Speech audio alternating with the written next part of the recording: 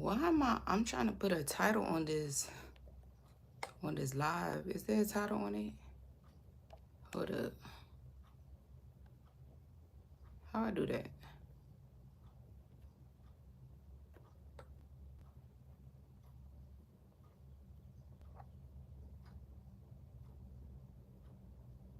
Okay, I don't know.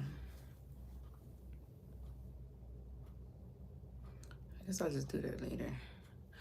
Hey you guys, welcome to my channel. I hope y'all is having a good day. I'm having I had a long morning, y'all. A tough morning. First of all, why I find out my son is writing on my walls. I find out my son writing on my walls. I went in his room, his name in big letters everywhere. Like, walls is cheap. So, yeah, like my walls is a chalkboard. He ain't care.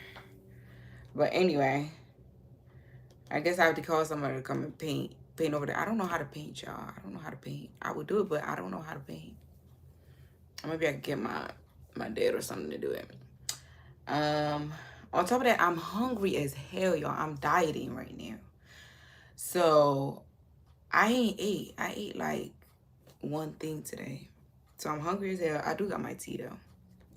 And on top of that, my mama ruined my cashmere shorts. My mama ruined my cashmere shorts.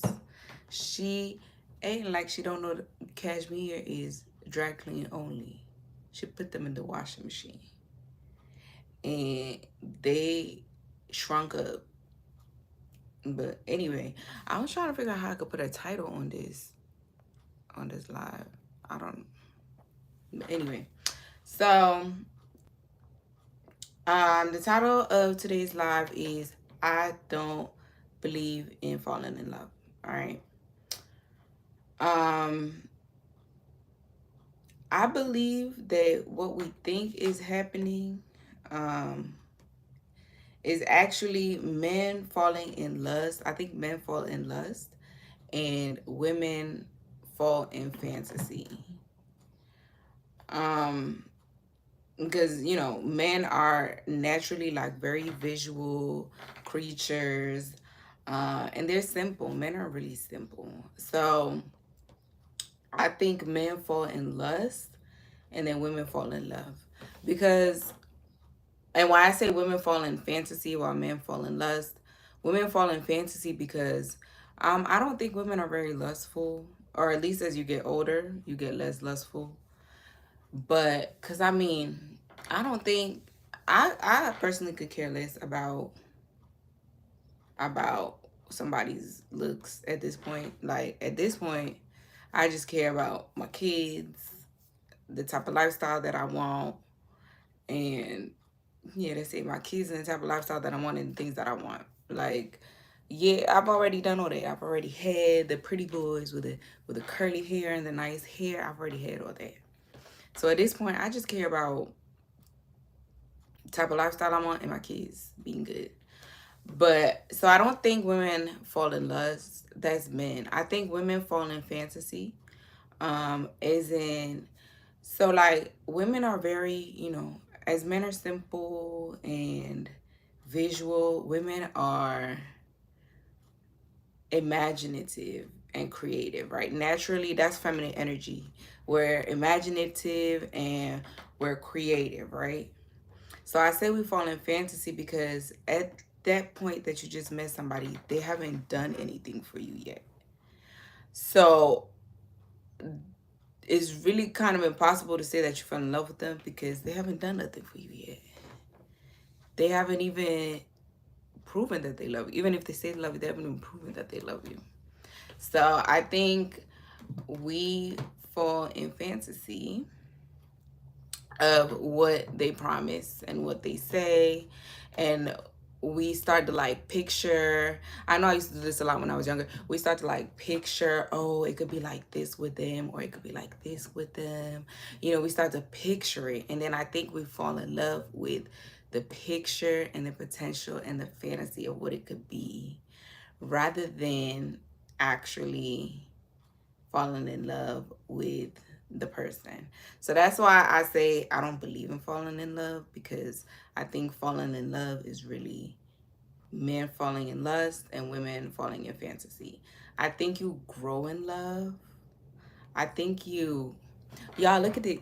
I'm sorry, ADHD moment, but look at this. My son is so cute. He drew me like in school. He drew me like a little thing with hearts. Those are hearts. I know they don't look like hearts, but those are hearts. Anyway, I think why would I do that? Now I don't even remember what I was saying. Uh, but yeah, so they haven't done nothing for you. You haven't gotten anywhere yet. So how are you in love with them? Hey, baby. So how exactly would you be in love with them already, right? Um, Now, oh yeah, this is what I was saying before I had my ADHD thing. How do you grow in love, right? So I believe you grow in love. You don't fall in love. I don't think that exists. Um, you grow in love. The man, so when the man first sees you, I think, they're in lust and they look at you and you look so pretty. And that's what they like. They don't know nothing about you. So they can't be in love with you. They don't know nothing about you. They just like how you look, how you talk, how you are, whatever, right? And then as they get to know you and they get to know what type of person you are, um, and as they get to know you and what type of person you are, as they continue to chase you and work hard to get you, because as anything, I mean, anything you work hard for, anything you work hard for, you grow love for, right? when when I work hard for stuff and I get it, I appreciate it way more than when I just get it. Like, when I just get something, I could lose it and it's nothing to me. So I think men, they start with lust and then they start to grow in love as they do stuff for you, as they chase you, as they get to know you and the great person that you are. I love you more. The great person that you are and your heart and, you know, your energy and all that. And then women, I think at first they're in love. Like I was saying earlier, women are very imaginative people.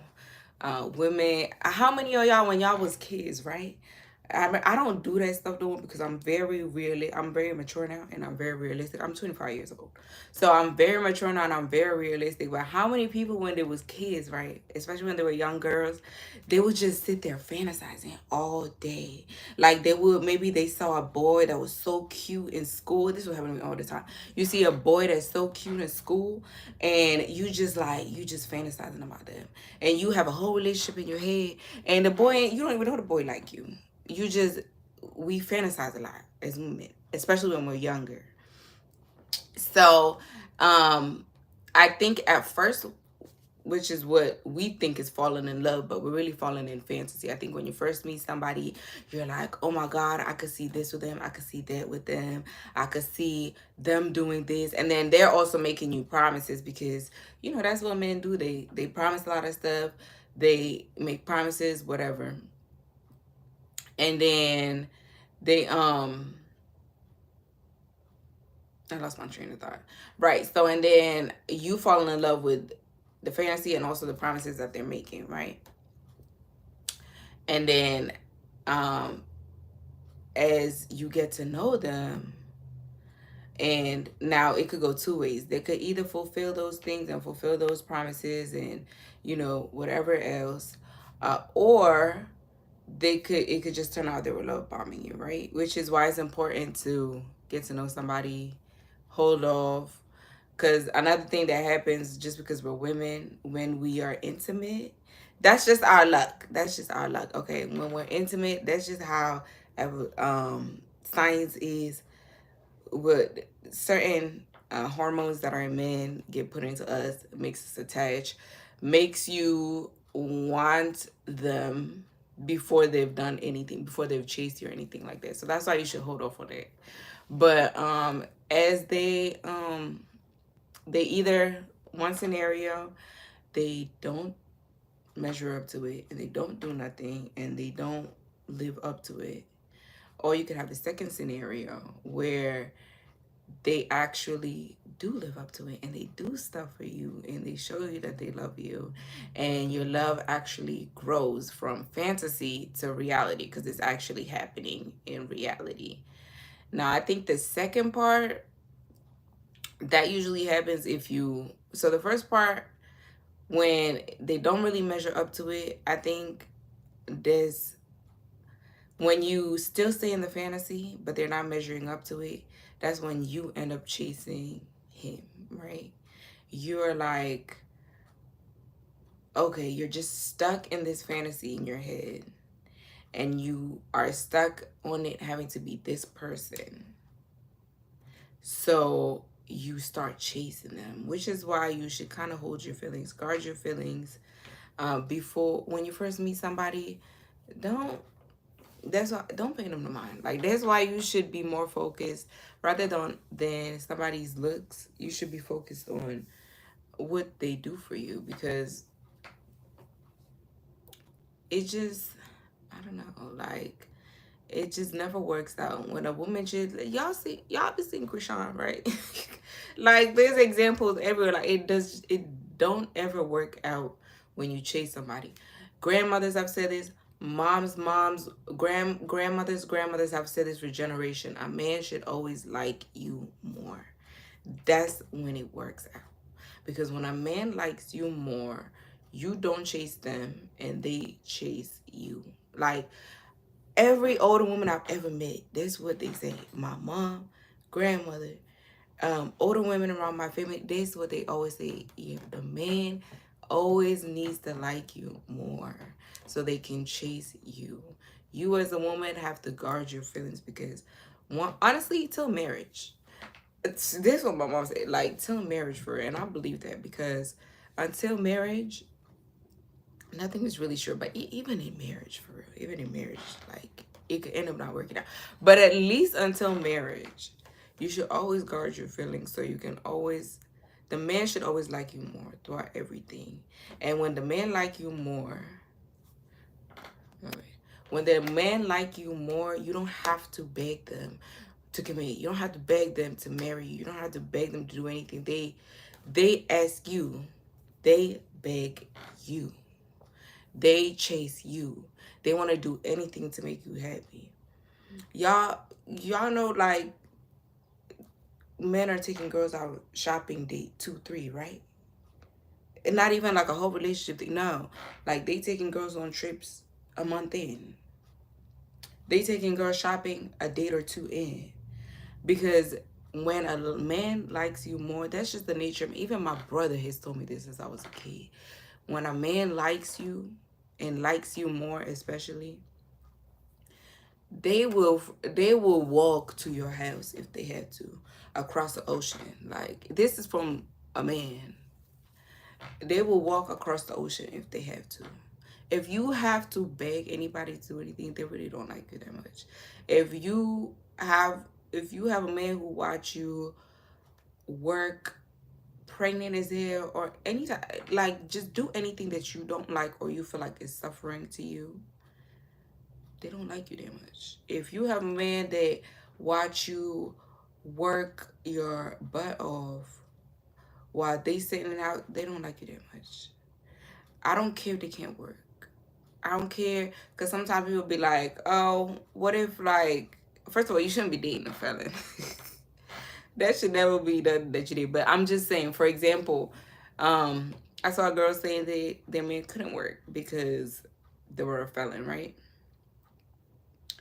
First of all, you shouldn't be with nobody who can't provide for you. That's the thing. Like, make sure while you're picking, you have to pick somebody who can actually provide for you. Because if you're with somebody who can't even provide for you, like, that's kind of your fault. So when you're picking people, it has to be somebody who can actually provide for you. But anyway, back to this story. So this girl was talking about how, her man, he was a felon. So he was unable to provide or work or anything. First of all, felons can get jobs too. Felons can get jobs too. My baby dad's sister, she's a felon. And right out of jail, she got, now it's not going to be your dream job. You really, it's not gonna be your dream job unless you get you know, you can reform yourself, go to school and stuff like that and make your life better. It's not gonna be your dream job. But if you are a provider and you like the girl enough, you can get a job. You can get a job doing so. She was like, what she was doing, she was doing it was like a call center or something. I don't remember, but you can get a job. If First of all, ladies, don't date a felon. Don't date a felon. Don't date anybody who can't provide for. So before you even get to they do provide for me, they have to be able to provide for you. They have to have the income to provide for themselves and for you. So before you even get to them actually doing it, they have to be able to do it. So don't date anybody who can't do it, because then now you even added to the struggle. You added to the struggle. Now they can't even do it. So you have to get to a place where they can't do it, and then they can start doing it. But if you do, because people gonna do what they want, right? If you do, know that he can work. I was talking to this girl. I was like, girl, yes, he can work. He just don't want to work because the options are not very good for an ex-felon. Unless, you know, you can do your business, you can start a business. You have to be really motivated as an ex-felon to make something out of yourself, because a lot of people look down on you and they discriminate when it comes to that, with employment and all types of stuff. But he can. Don't let the man tell you he can work because he can. It's just not a job that he might want to do. He can do that job and get a second job just like that one, or a third job, or whatever, how many jobs, so that he can be a provider in your household. I always say, my mom always say, the woman creates the vision, the man executes the vision. Now, we're not mommies to boys. We're not mothers.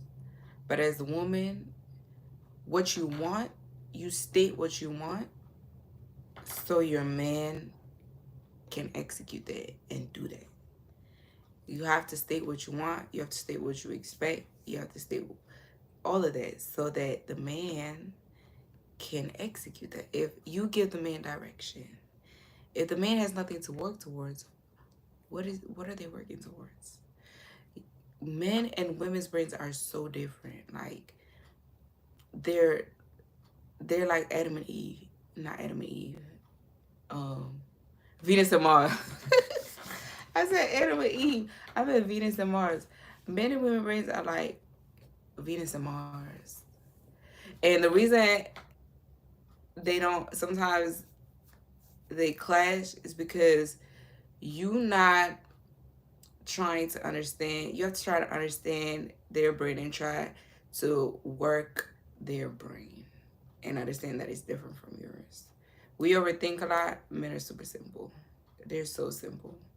And they need something to drive them. They're naturally competitive people. They need something to drive them. And that's where a woman comes in. We drive them by being clear on what we want, being clear on our expectations so that they can fulfill those expectations. And a man who likes you enough will do that. So those are the two ways that you grow in love as a woman. So either in one way, they don't fulfill that fantasy that you had at the beginning, but you're still stuck on the fantasy and you're still stuck on the person. So it becomes you chasing the person. And then because you're just trying so hard to get this person, you like, it's not even love. You just like, I need to get this person. Like, you feel like you need them.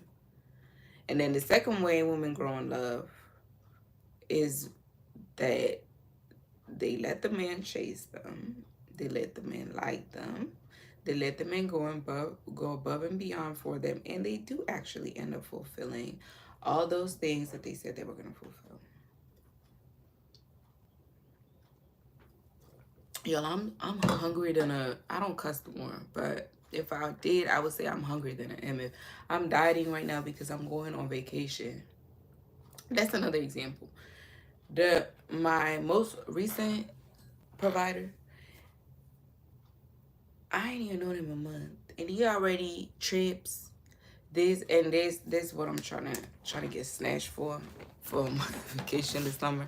But shopping, trips, but I ain't even on due for more than a month. So it's like, go for somebody who likes you more. Like, that look stuff, that's childish. That's childish. And I get it, depending on your age. I'm 25 now. When I was 18 to like 22, this what I liked. I liked looks. I liked bad boys. I like gangsters. I was in the streets. I was running the streets, pretty much. Now I grew up. Sadly, some people don't grow up. That looks stuff, it don't matter. Because that's gonna fade anyway. That's gonna fade anyway. If y'all last forever, that's gonna fade anyway. And then what happens when you just go for looks, that fades, and then you actually kind of start to hate them because they do nothing for you. You're not growing in love because they don't do anything for you. And eventually the fantasy in your mind fades, and then they just get annoying and you start to hate them, and you like, Jesus Christ, get away from me. But that look stuff, that's childish. Like, this child, and I'm glad I learned that when I was still in my 20s, early in it, because some people don't.